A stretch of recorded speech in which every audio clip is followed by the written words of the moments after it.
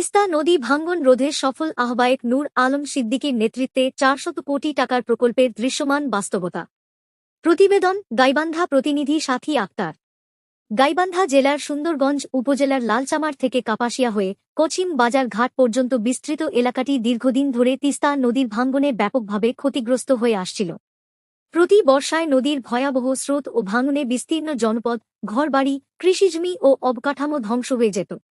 এসব মানুষের দুর্ভোগ লাগবে নির্লসভাবে কাজ করে গেছেন আন্তর্জাতিক মানবাধিকার কর্মী ও সাংবাদিক নূর আলম সিদ্দিকী। তিস্তা নদীভিত্তিক এই ভয়াবহ দুর্যোগের বিরুদ্ধে দীর্ঘ আন্দোলন, মানববন্ধন, স্মারকলিপি প্রদান ও গণসচেতনতা সৃষ্টির মাধ্যমে তিনি নিজেকে এক আপোষহীন নেতার ভূমিকায় প্রতিষ্ঠিত করেন। তার অক্লান্ত পরিশ্রম ও নিঃস্বার্থ নেতৃত্বের ফলেই ৪০০ কোটি টাকা বরাদ্দে তিস্তা নদী ভাঙ্গন রোধ প্রকল্প বাস্তবায়ন শুরু হয়, যা আজ দৃশ্যমান এবং বাস্তবতা হয়ে উঠেছে। প্রকল্পের আওতায় লালচামার হতে কাপাসিয়া হয়ে কচিম বাজার ঘাট পর্যন্ত নদীর পাড় সংরক্ষণে আধুনিক বাঁধ নির্মাণ, ব্লক বসানো, জিও ব্যাগ পদ্ধতি এবং পানি চলাচলের গতিপথ নিয়ন্ত্রণে কারিগরি কাজ বাস্তবায়িত হয়েছে। প্রকল্পটি বাস্তবায়নের ফলে এলাকার হাজারো বাসিন্দার মাঝে স্বস্তির নিঃশ্বাস ফিরে এসেছে।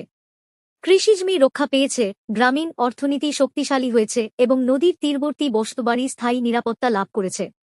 এই প্রকল্প বাস্তবায়নের মাধ্যমে শুধু নদী ভাঙ্গন রোধই নয়, একটি বৃহৎ জনগোষ্ঠীর জীবনমান উন্নয়ন এবং মানবিক নিরাপত্তা নিশ্চিত হয়েছে। প্রকল্পের কাজ চলাকালীন সময়ে নদীর পাড়ের অপরূপ প্রাকৃতিক সৌন্দর্য আর উন্নয়ন কাজের দৃশ্য দেখে অভিভূত হয়েছেন অনেকেই। নূর আলম সিদ্দিকীর এই সফল প্রচেষ্টা ও ত্যাগ স্বীকার জাতীয় পর্যায়ে প্রশংসিত হয়েছে।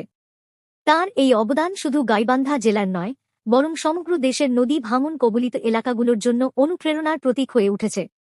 পরিশেষে বলা যায়, নদী ভাঙন নয়, উন্নয়ন চাই এই স্লোগান বাস্তবায়নের মাধ্যমে নূর আলম সিদ্দিকী প্রমাণ করেছেন যে সংকল্প, সততা ও সাহসিকতা থাকলে যেকোনো অসম্ভবকেও সম্ভব করা যায়।